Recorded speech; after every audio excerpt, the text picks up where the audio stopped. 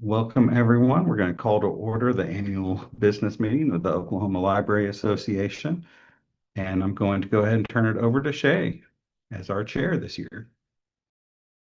Hi, everyone. Welcome to our meeting. First up, we have Tim Miller with Treasurer Reports.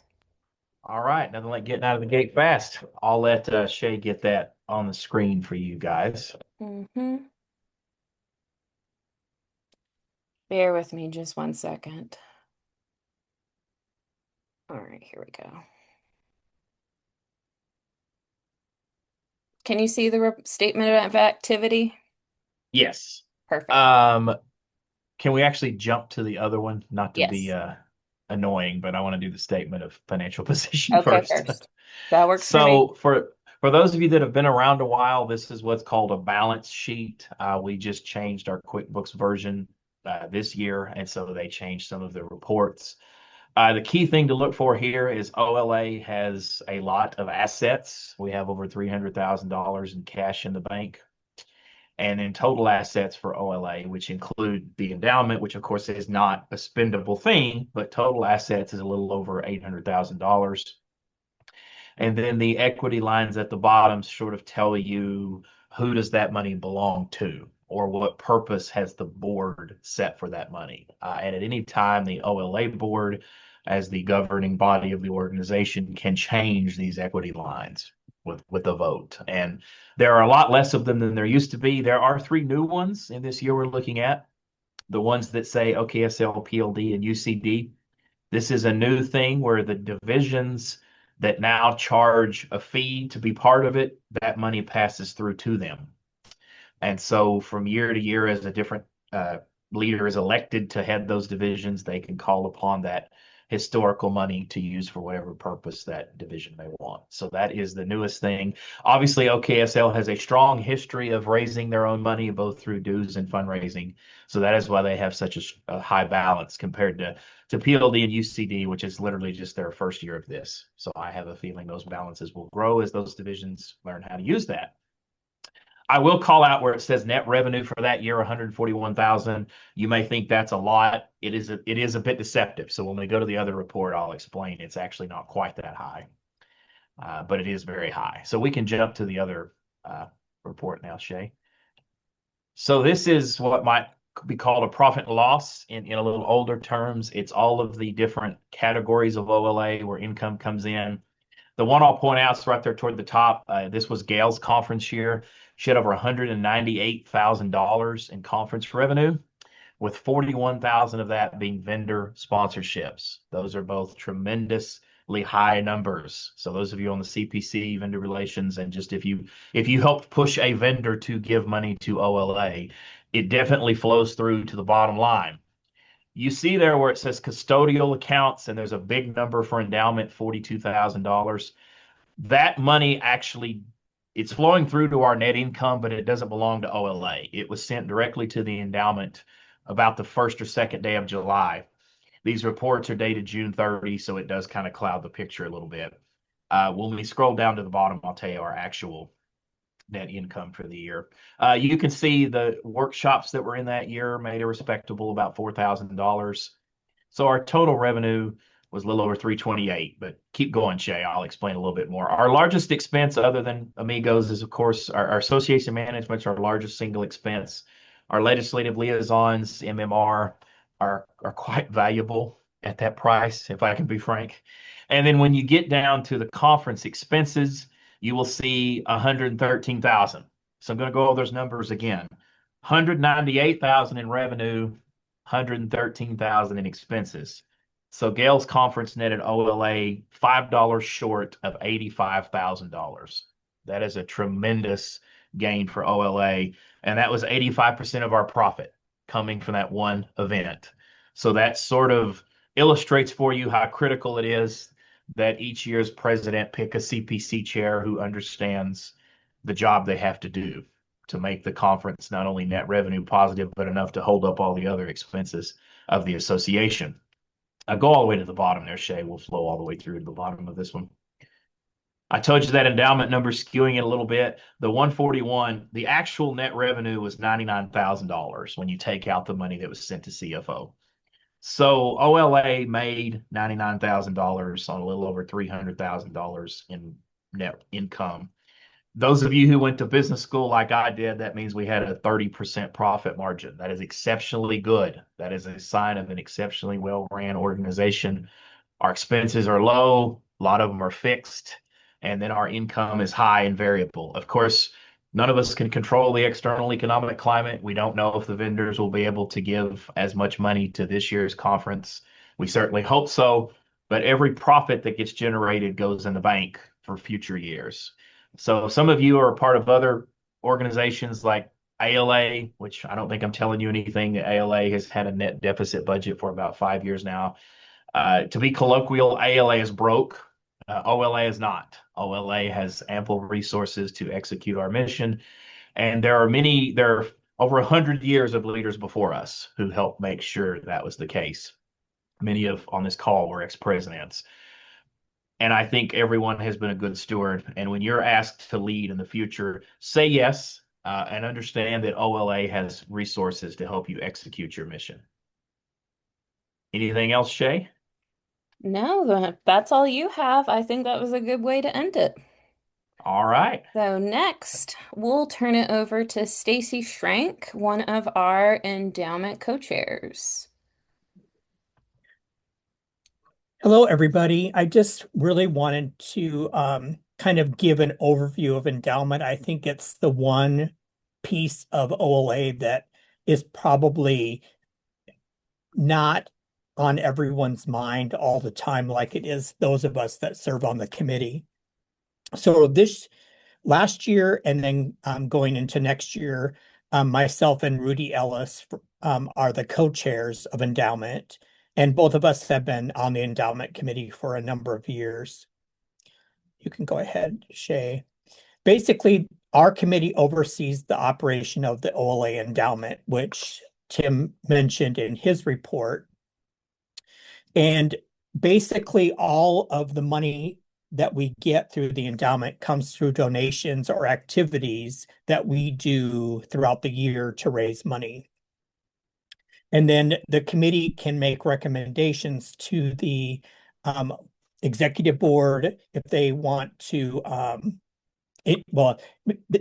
We can work together. The endowment and the executive board can work together to identify projects or special needs where funds from the endowment could be used. And when I say funds, I'm mainly talking about the interest. So we only try to spend the amount that we earn in interest each year so that endowment stays level and also increases every year. Some years we do very well with the interest that we earned, and other years it's not so good. And it's just like any of your IRA accounts or the investments that you have personally, there's ups and downs. And we really feel that the Community Foundation of Oklahoma is doing a great job managing our money, and they've been a great partner for us. Okay, Shay. Basically, this slide just kind of talks a little bit about our priorities as a committee. I have already mentioned that, we want to build leaders within our state. And so one of our big focuses is the OLA Gold Leadership Institute, and then also all the scholarships and awards that we present each year to deserving members of our association. Okay, Shay. So this year, our scholarship bash is kind of two parts because we do the baskets and then we do the scholarship bash itself. And this year we raised a little bit more than $14,000 at conference between the baskets and the scholarship bash. That's a very good amount of money. And what we like to do, and Tim, correct me if I'm wrong, but we like to be able to put $10,000 into our CFO account each year, because then we get matching funds from the CFO. So we're ahead of that. So we're excited. Go ahead, Shay. Tim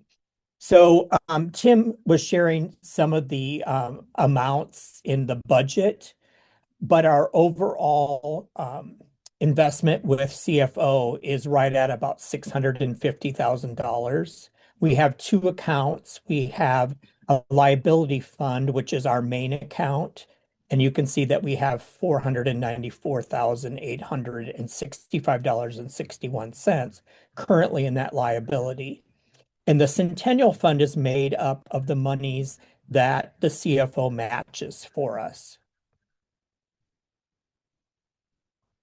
All right, go ahead, Shay.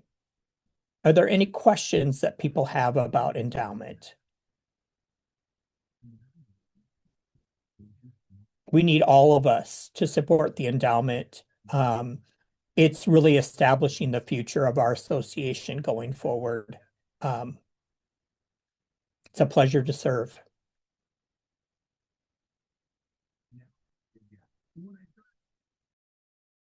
Thank you, Stacy. Next, I believe we have Charity Pennington, our advocacy chair, to give us a brief update on the activities of our advocacy committee. All right. Thank you, Shay. So, yes, I have had the privilege of serving as the chair of the advocacy committee this year, and I'm happy to report that our advocacy work is stronger than ever. OLA has a well-deserved reputation of having a really strong advocacy ecosystem because our association, unlike some other states, is made up of librarians from all walks of life, and we support each other. And because of our work, we really serve as a role model for other library associations across the country. That is not because of the advocacy committee, that is because of all of us. So I just want to thank all of you for the efforts that you do every day in advocating for your library and for each other. So we've had a really productive year. We hit the ground running, making sure that we were being proactive in sharing information about the important work that libraries do. We created a one-pager talking about how libraries are leading that thoughtful and discerning artificial intelligence adoption. We updated our voter registration toolkit, which you can find on our website. And we even had 2 in-person advocacy events at the Oklahoma Capitol. I'm also happy to report that this session is almost finished. That is a good thing. Earlier today, Metro Libraries helped us present the Bill Lowry Library Champion Award to Oklahoma City Mayor David Holt.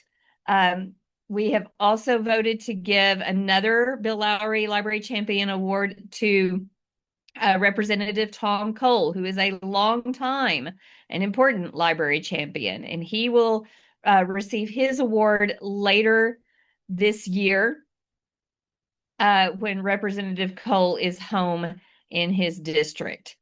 So we have, as Tim mentioned, we have continued our strong and very productive partnership with our legislative liaisons, MMR, and their guidance and monitoring have been invaluable throughout this legislative session as well as previous sessions.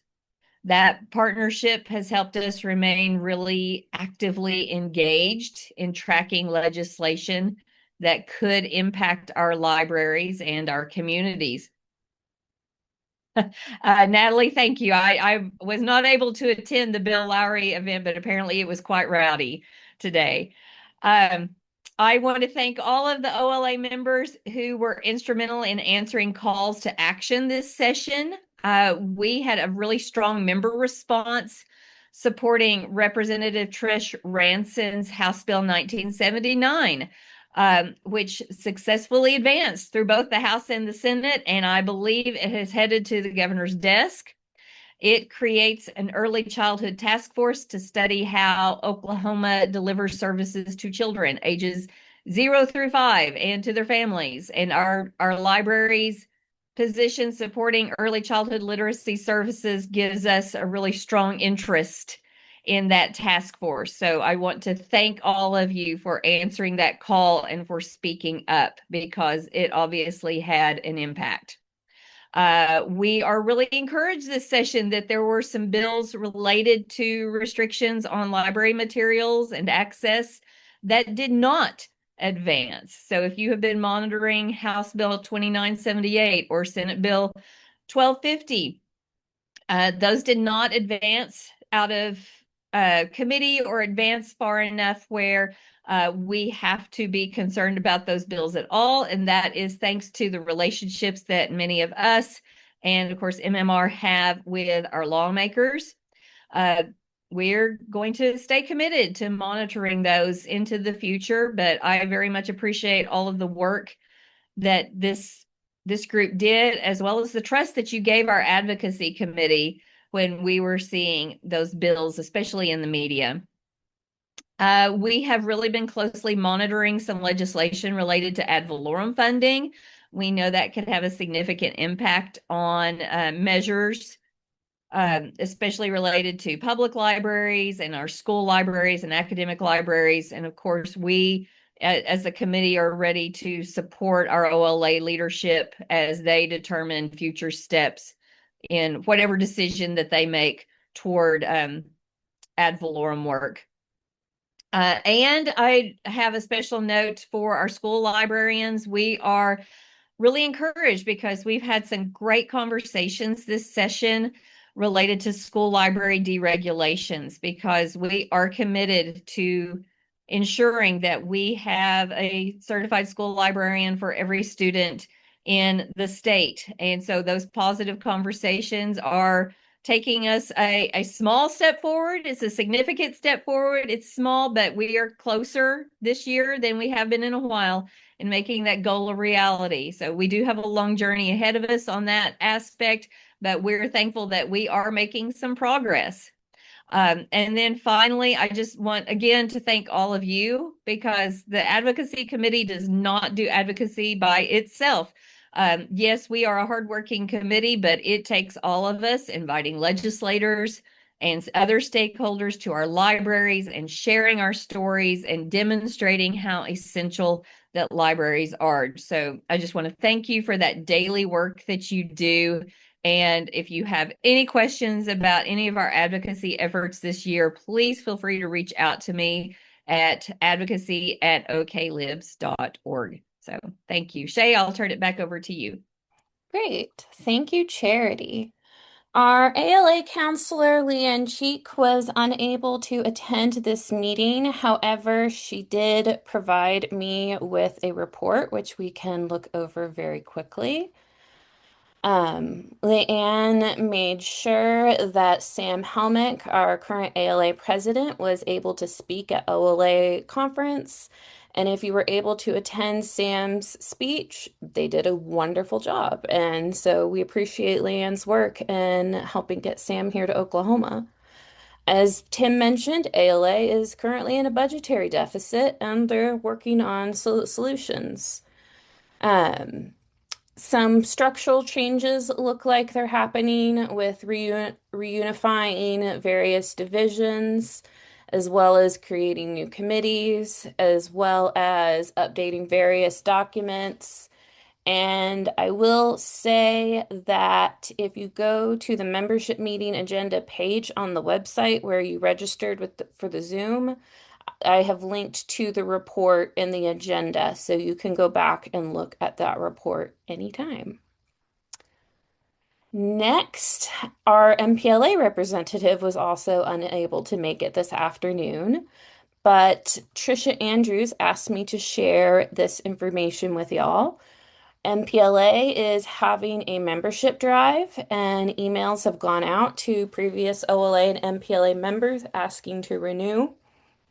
It's a very important time as the states are actually competing against each other, and whoever can raise their, I believe it's by percentage, given how some of the states are a little, membership is a little lopsided numbers wise. So I think it's by like the highest percentage rate.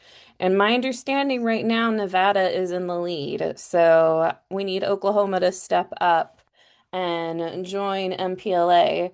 I've been a member of MPLA for about, gosh, 10 years, and it's a very nice complement to our work here in OLA. MPLA has gotten more involved in advocacy with their new advocacy committee. Basically, they're acting as a clearinghouse for some of our other states who may need more guidance and help in advocating and handling challenges for our community. MPLA also offers a variety of awards. So much like our award season, please consider thinking about submitting people for awards. Also, we do have an MPLA corner in the OLA newsletter where Trisha helpfully provides the latest MPLA updates. And overall, it's a great organization, and we are very fortunate to have Oklahoma represented on it. And I believe that is it for ALA and MPLA. And so now I am going to turn it over to Melissa Gallagher for OKSL's update. Hi guys, it's Melinda, but that's Oh, I okay. don't know. I don't know that. I don't know how I got So Melissa many out of people say Melissa. I think it's just one of those things. But I am the chair for the School Librarian Division of OLA. Actually, I've been in it for 2 years, but giving it up soon to Megan Chase. If you want to go to the next slide, you can see our very strong leadership group for 26-27. We have a great mix of I would say old timers, except there's so many young people on there, but that have done an amazing job, like Molly and Emily, and then Charity and Amanda are going to join us as our advocacy rep, since Charity's going to no longer be chair of advocacy. So that's amazing. But then we have some really young or new leaders that I'm super excited about: Jessica Armstrong, Julie Kraft, Brittany Love, Kara Bratt. So it'll be a great year with our new leadership team. So next slide. I wanted to mention our awards. We have some incredible people that we give our awards. Polly Clark Award winner was Tiffany Tequinto this year. She is at Norman Public Schools at Truman Elementary, and then Jamie Fleming was our our Tech and Ed Award. She's at the 7th Grade Center in Owasso. The reason I want to mention this, and we also have this brand new, I say brand new, it's been a year now that we've given Rosen School Librarian of the Month. We'd love for you to nominate somebody or get them to apply themselves. We'll start again in September, I believe, and we run September through April to give this award.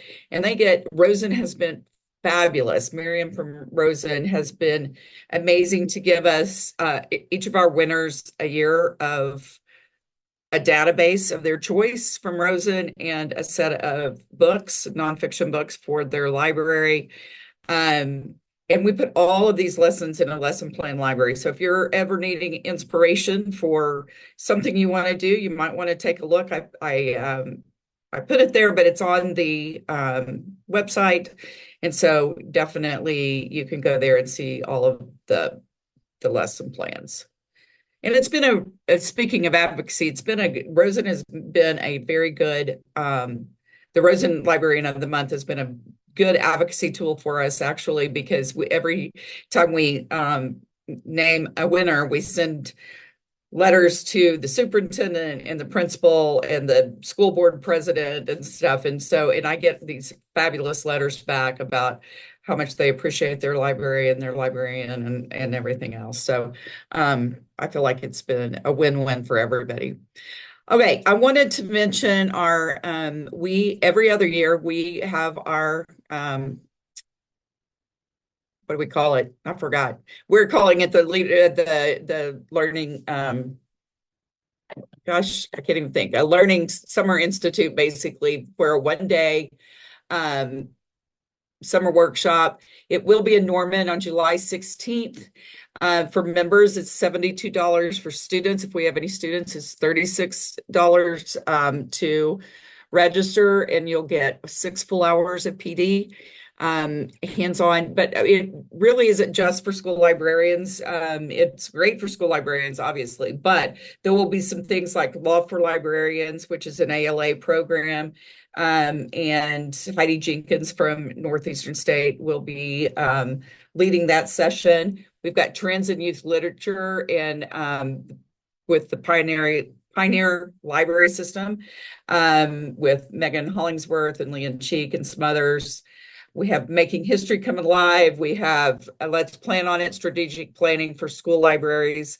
And then we have Strengthening Literacy with comic books and graphic novels. And that's also Emily Williams from the Metropolitan Library System. So I just wanted to mention that. So it is Charities and Martha Pangburn are going to do the advocacy route with the AASL standard. So yes, there's some specific things for school libraries, but I think it'd be amazing for anybody that would be interested in working with youth and comic books or graphic novels and all of those things. So if you ever need anything or have any questions, please give us a call. I think that's it.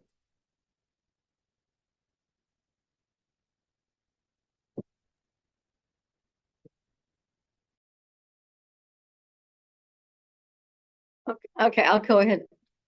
Can you hear me? Okay.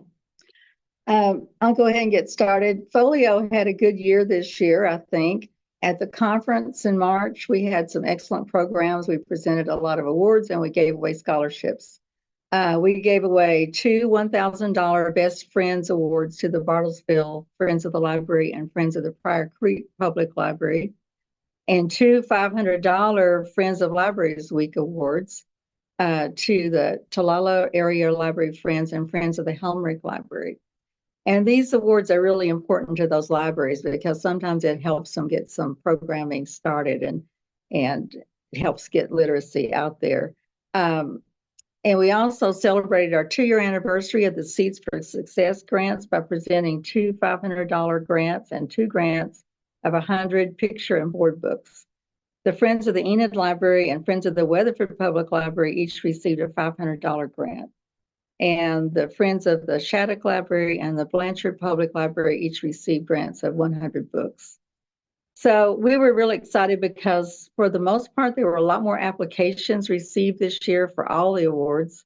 And, I'm saying that because some years we haven't gotten any applications. And this year we got enough that it was difficult to make a decision. And that's a good thing that's a good problem to have. And we thought it might possibly be due to the publicity that we put out there. We have a splash event in the fall, and a lot of the friends groups came to that and they heard about it and they got really excited about applying. So I think that may have something to do with it. We also received 27 scholarship applications, which is a lot, again, and we awarded 3 $1,000 scholarships at conference, and the recipients were Nell Johnson, Millie Milburn, that's hard to say, and Brooke Wells. We're always looking for more board members because sometimes we get good board members and they have to leave for family obligations or whatever. And we've got 2 new board members. Kathy Blackman is fairly new. She came on during the last year. And Terry Crawford is coming on right now.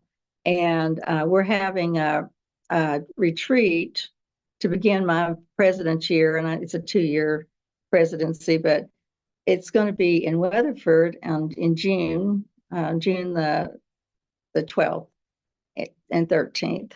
So we're really excited about that. And I'm excited that people are coming to me this time and I don't have to travel somewhere. But anyway, I think it's looking good. I think we've got an active group. It's just that, we need to have more board members. So if you hear of anybody who might be interested, send them our way. We can certainly give them something to do. We always have jobs, some of our board members do so many different things. And, we'd like to make it a little bit easier on some of them. So are there any questions? That's just kind of an overview of what we've done this year. If you have any questions, let me know. Oh, okay. Thank you so much for including us in the program. Of course. Thank you for coming, Linda. We're glad to have you back as also Yeah, it's OLA nice to past be president. here. All right. Next, we have Kristen Evans from Amigos. And I am pulling up her slides right now and getting that share screen turned on. All right. Hi, everyone. My name is Kristen Evans, and I'm from Amigos Library Services. So, for those of you who aren't familiar with us, we are OLA's association management firm. So, we've been working with OLA since 2017. I've personally been working with OLA since 2019. So, we basically provide clerical and administrative support for your organization because your board members have full-time jobs. And so we want to help them be able to focus on the important large picture items such as running a successful conference, doing fundraisers for the endowment, doing strategic planning, doing legislative advocacy. So they hire us to kind of work in the background and provide basic membership support, do the financial processing, answer the phone, answer emails, help with basic event questions. So if you, as a member, reach out to MLA and maybe just need help remembering your password or have a question about an invoice or have a question about your conference registration, we're the ones that will answer those questions for you. So I will probably be the person that you talk to if you reach out to OLA. Just so you know, our Amigos office is in Baldwin, Missouri, and our office is the OLA physical address. So if you ever have to mail anything such as a payment to OLA, it will be going to Missouri. A lot of people find that confusing because obviously Baldwin, Missouri is not Oklahoma, but that is where the OLA mailing address is our Amigos office. If you want to go to the next slide, Shay. So just to give you an idea of what we've been doing for Oklahoma this year, these are the numbers as of the end of April. So you see the number of memberships we processed. We do all the vendor payments on behalf of Oklahoma with the permission of the treasurer, of course. We process all of the event registrations. We submit lots of different reports. We do financial reports to the treasurer every month, membership reports to the member chair. We do registration reports to the conference chair, and then we do specialized reports as they're needed. We print out the conference badges, the conference tickets. We do have to send invoice reminders, unfortunately, when folks may just forget to send their payments for their invoices. And then we also answer the web forms through the website. So it's always an honor to work with OLA. You guys are a wonderful organization. I'm always inspired by all the great things that you're doing. But yeah, just wanted to kind of give you guys a little sneak peek of, kind of what we're doing behind the scenes and the work that you guys are paying us to do on your behalf. Did anyone have any questions? All right. Well, thank you for letting me be on the agenda. Of course.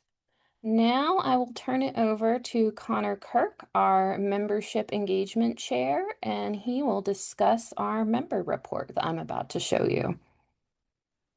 So I'm going to make this report pretty quick. We had a really good year with membership engagement. We did several outreach visits. You may have seen us. I mean, we did things all across the state. I've been to Broken Bow, we had members in Tulsa.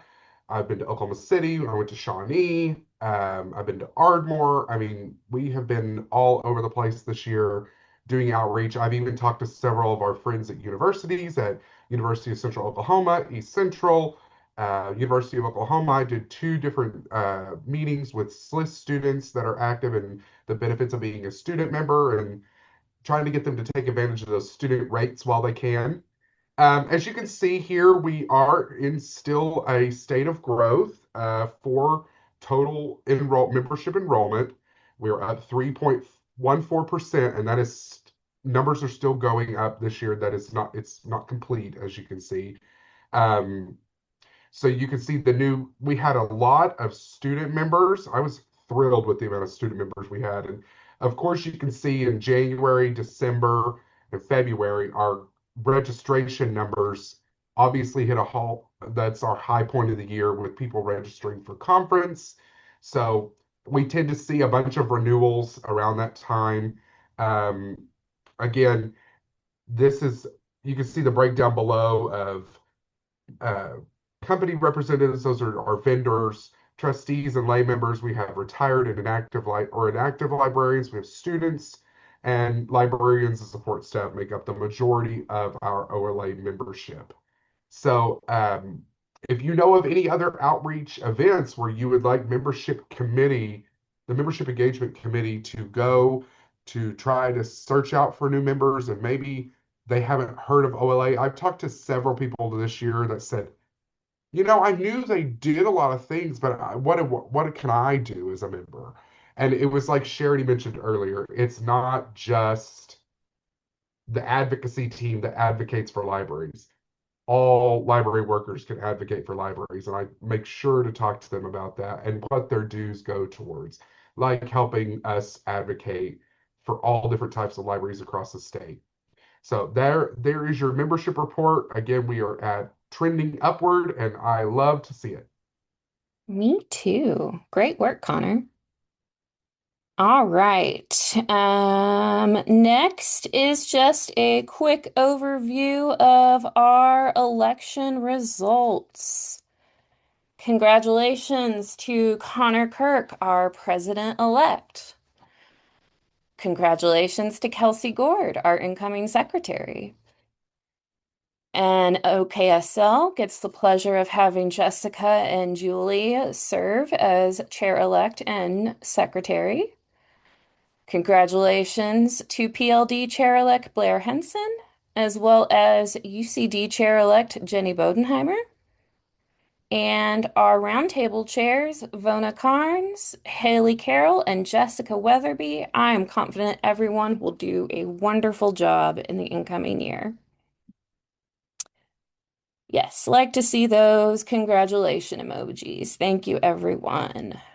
All right. So we have two items of new business, and the first is going to be our resolution. I am dropping a link in the chat in case you did not receive it, but it has been shared in the agenda. This resolution calls on to commend our legislative liaison, and I am trying to get it to share my screen too so that you can see it, for outstanding legislative advocacy for Oklahoma libraries. Charity touched on this in her report. MMR really does outstanding work behind the scenes.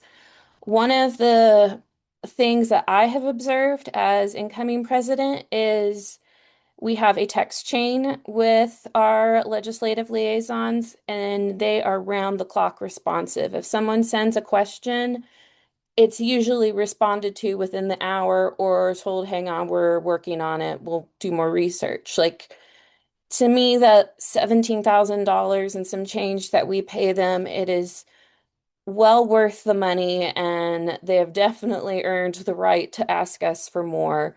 But in absence of that, we felt it was appropriate to commend them for their hard work. They've been partners with us since 2017, And they have really, I sound repetitive, but they've done a really outstanding job, including defeating more than 300 bills that would negatively impact libraries. We really have managed to get out from under some of the more terrifying stuff because we have these folks in our corner, and we cannot thank them enough for the hard work that they do for us. And so, what I am going to do is there is a poll functionality in Zoom, and if I can find it, I looked for it earlier and found it, and now I can't find it again, which is usually how it works. All right, polls and quizzes. I'm going to launch the poll and quiz, and it's going to ask you, do you support the resolution to commend McSpadden, Milner, Rott for outstanding legislative advocacy for Oklahoma libraries? All right, and we have 37 participants on the call.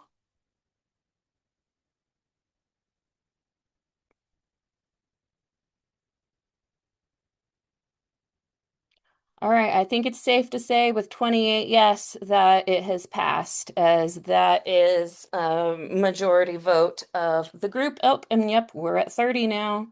So thank y'all for voting, and I will end that poll. So wonderful news for that we will be delighted to share with them. Next on the agenda is just a real quick. I know that a lot of people find this kind of thing very tedious, but I encourage everyone to look over the proposed revisions to the OLA Constitution and bylaws. I won't go over it line by line, but this has been shared in advance. So if you had reviewed it earlier and have had any questions, this is a good time to ask. Additionally, voting will start May 20th. So I believe that is next Wednesday. And so you still have a minute to review, if you have any questions. Two things I wanted to particularly highlight is a major change that the board passed this past December was eliminating dues for roundtables. To join a roundtable, you no longer have to pay $2 in additional dues. You can just join directly through your membership to any roundtable at any time throughout the year. The other thing I wanted to give folks a heads up on is that our small Oklahoma Library Roundtable unfortunately met the criteria of being inactive for 2 consecutive years. So we had to make the difficult decision to approve a dissolution. But that's not to say that in a year or two or more that someone is more than welcome to revive it and bring it back. And I believe that is all. Oh, two more highlights. So we added the Oklahoma Library Partner Award, which was approved. Oh, I needed to add that date. That was April. Gosh, when did we meet in April? Anyone remember? I'll just say April April 2026. 17th. 17th. Thank you, Connor. Yes. This is why you're secretary. And we also voted to approve the new Lynn McIntosh Scholarship in honor of the late Lynn McIntosh. The scholarship is going to be generously funded by the friends and family of Lynn McIntosh, and we are excited to begin offering that in the next year. So when our next award seasons comes around, definitely be thinking of people that you can send those scholarship applications to. And all right, now the time that you've been waiting for. We're going to give away 5 $30 bookshop.org gift cards sponsored by the Membership Engagement Committee. Connor and Michaela. take it away with our Woohoo! winners. Makayla just has messaged me the list of 5 people that are in this meeting. We took all of your names and we put them into a randomizer, and we are spun the wheel, and these are the 5 winners of the $30 bookshop.org gift cards. Those are bookshop.org is where you can claim which local bookseller you would like your gift card to go to. And when you receive it, it's all electronic. So the email you use to register for this meeting is the email I will send it to. So our first winner is Susan Urban. So yay, Susan. Next is Dana Belcher, former President Dana Belcher. Next winner is Jamie Hudson. Hey, she's just down the hall from me. And next winner is Carla Dupree. Carla, you won a gift card. Congratulations. And our last winner is Jessica Weatherby. Congratulations, Jessica. And I will get those out. And as soon as this meeting is over, I'll send out the email with all those gift cards. Thank you, Connor and Makayla. And now I will just turn it back over to Michael, who can make any final parting remarks as he sees fit. All right. Thank you, everyone, for taking time out of your day to join us. Thank you, Shay, for leading the last 45 minutes. And thank you to all the OLA leadership team, volunteers, and anyone helping for what's been a really good year. And we'll declare this annual meeting dismissed.